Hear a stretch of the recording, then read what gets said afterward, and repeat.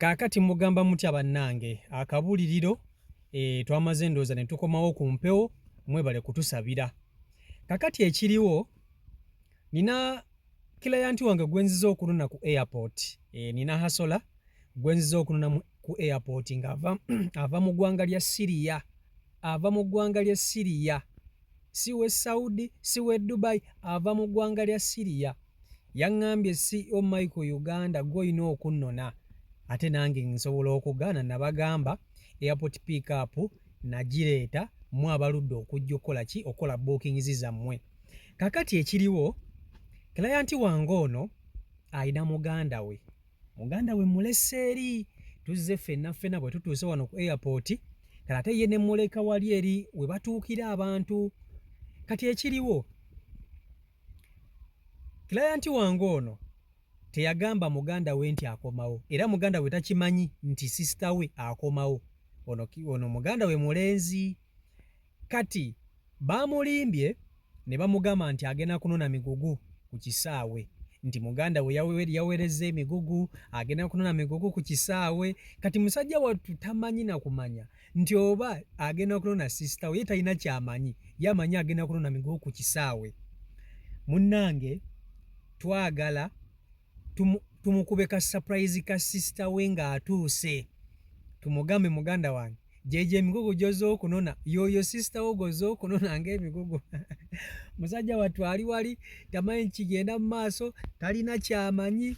Ngambye wange kanfune wenkolera ka vidiyo kange kaneeno aleme kungwamu, era kati kantambule mpola mpola ŋŋendeyo wali eri waali, okitegeera, ŋŋendeyo wali eri waali mubalage nga bwe tulinda client wange atuuke, then ali tumale tweyongereyo, okitegeera. So mbeebaza okuba nti mwekumidde ku mukutu gwa CEO Michael Uganda bwe tutabadde ennaku nnyanga tetuliiko. Ne bannange abasajja kye baatukola, ennaku nnyanga tetulina internet, naye olunaku olwaleero internet kasa yakomyewo ekirungi, katutandike bwe tuti. Bannange mwenna mwandibadde mutandika okukola bookings zammwe. Airport pick up yino masavu, ndowooza eggaali mugiraba, emmotoka ndowooza mugiraba, yiiyo masavu ate nga gookya. Okyegera ekintu ekyo. So mbalinze mwangu okuba nti ate mukola bookings zammwe, tulabike nti ate nga tetukola, okyegera. Kakati kankutwaleyo soke tugende tulabe omukulu azze okunona emigugu, naye nga ate emigugu gy'azze okunona azze kunona sister we, okitegeera ekintu ekyo. So katugendeyo gy'ali, mulese wali ne mugamba kanzije, njagala tulabe ka surprise prank kano. Kati eno eringanga surprise naye nga ate prank. Omukulu yamanyi agenda kunona, yamanyi agenda kunona migugu, kumbe agenda kunona sister we. So kangendeyo gy'ali tumulabeko ko, then mwekumire ku mukutu. Kakati omukulu ye ali wali eri atudde apoyeemu, naye njagala tugendeyo twogeremukko naye tumubuuze, omanye ekituleese, ndabe kiki kyamanyi ku lugendo luno lwe tuvuze okuva yonna gye tuvudde mpaka eno ku airport. Ekiriwo yalowooza tugenda tuzze kunona migugu, oba migugu ki, kumbe sister we avudde ku kye yakomawo okuva e Syria, akomyewo e Uganda, ye tamanyi. Yono omukulu omwami tamanyi nti muganda we akomawo. Kati njagala tugende twogeremukko naye, twogeremukko naye, tunyumyemukko tumanye ekitole ki, alina kyamanyi kweno ensonga etuleese, okitegeera. Kale wuno tumutuuseewo, katwogeremukko naye tulabe. Kati katunyumyemukko,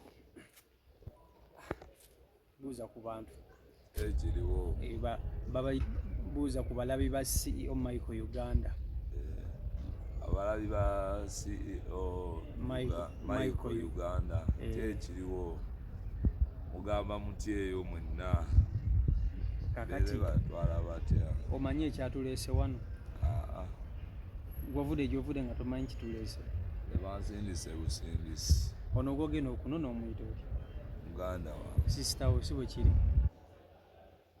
bw'obadde ovajja ovudde mukadde akugambye tuzze kukola ki ku kisaawe kukima bintu so tuli wano eno tuzze kunona migugu si bwe kiri tuzze kunona migugu ono ye muganda wa nannyini migugu asindisa emigugu ono muganda we kati gye tulinze wano eno kimanya emigugu gino gigenda kutuuka ku ssaawa ndowooza nga 4 oba 4 kitundu we watyo 4 oba 4 kitundu si bwe kiri then bwe tumaliriza ffe tweyongereyo okitegeera olina ekirala kyosuubira tewali ani asindika emigugu egyo ye Loozi Loozi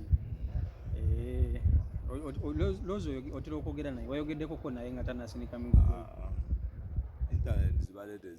ozi intaneti kituufu so balabi ba CEO Michael Uganda tuli wano tuzze kunona migugu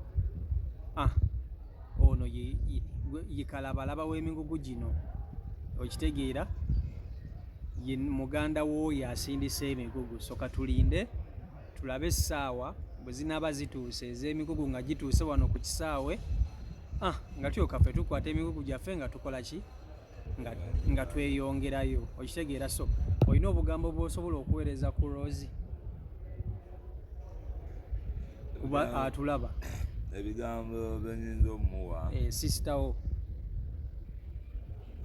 kyenyinza okwogera bantu bangi babeera ebweru nebafunamu ebyokuyinza naye nze muganda wange talina buzibu bwe yali afunye ebbanga lyonna lyabaddeyo era ng'ali kumpi kudda nga mu gwokubiri awo ajja ava akomyewo Rozi muganda wakoma mu gwakubiri guno ogujja guno kale katumulinde Rozi yonna gy'oli bw'obanga otulaba katukusabire buli kimu kikutambulire bulungi mu gwokubiri tujja kuba tukulindiridde naye kati essaawa zino katusooke turisiivinga emigugu gye watusindikidde maama ate n'oluvannyuma tujja kuddamu ate tunone ggwe si bwe kiri so abatulaba ffe kati katugende wano eno tulinde emigugu gyaffe bwe giba gituuse then tweyongereyo mukitegeera emigugu tugenda kugirindira wano gituuke okitegeera bwe giba gituuse then ffe ate tweyongereyo naye nga mulina okukimanya nti eno yonna pranka eno yonna pranka ndowooza tuyimirire wano we tuba tulindira eno yonna pranka akagamo pranka mundowooza mukategeera bulungi this is a prank twagala tulabe emigugu gyaffe gituuke bulungi ne okusinziira ku mbeera eriwo nti tuli mu biseera bya kulonda abantu batono nnyo ku kisaawe abantu batambula kitono ekisaawe tekiri bize nga bwe kibadde kitera okubeera oba ndowooza ensonga z'okuba nti tubadde mu byakulonda erabika y'ensonga eyo so abajja batono abantu batono nnyo ndowooza nga woolaba ekisaawe abantu si bangi nnyo okutwaliza naye nga abatambula bo batambula okitegeera so embeera yo bwetyo bweri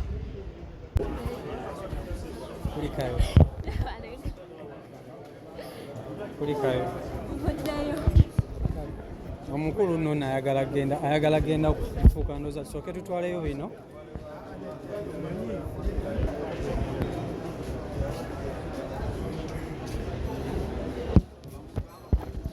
ndowooza so amikwano tutuuse airport tuvuddeyo tutambudde bulungi so client wange agenze kugula ku byakulya mu supermarket angambye ali kamera shy tayagala kumuteeka ku kamera newankubadde ye muganda we mbale namutaddeko dda naye ye client wange angambye ya CEO atonteeka ku kamera sijja kukyagala nange I respected her kubanga munnange kyayagadde so ninga tutambudde bulungi olugendo lubadde lulungi so tutuuse ono tuli ku Port Bell Portbell Road wano wetuli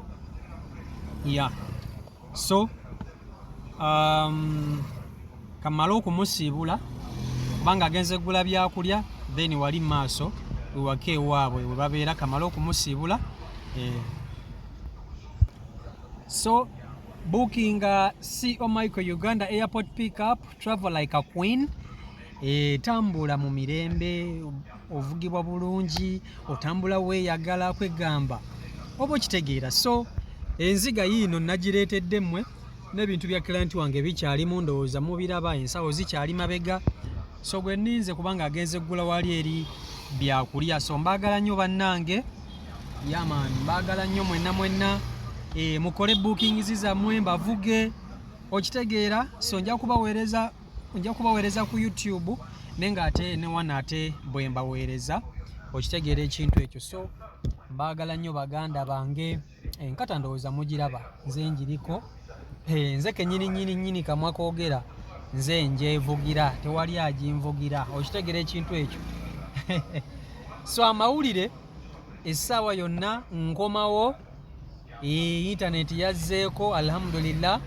So anytime from now, yes, in fact n'olwayo lwennyini amawulire tulina okugafuna, tugayina mangi nnyo. So mbaagala nnyo baganda bange, nnyongera okubakubiriza nti gwe wena ayagala okubukinga CO Michael Uganda airport pickup, okuba ku namba y'essimu oba n'ompeeza ku WhatsApp 0752771650 ye namba gy'okozesa, oyogera nange ku WhatsApp oba n'onkubirako, okitegeera. So oyina gy'oyagala okuntuma, oyagala okunona ku kisaawe, oyagala buli kimu nkikola, as long as kyekuusa ku transportation, byonna mbikola, mukitegeera abantu bange. So kansooke nsimbule client wange eri niwe naba musiibula, so nja mubalaga naye sijja mukwata, kuba yakiŋŋaanye.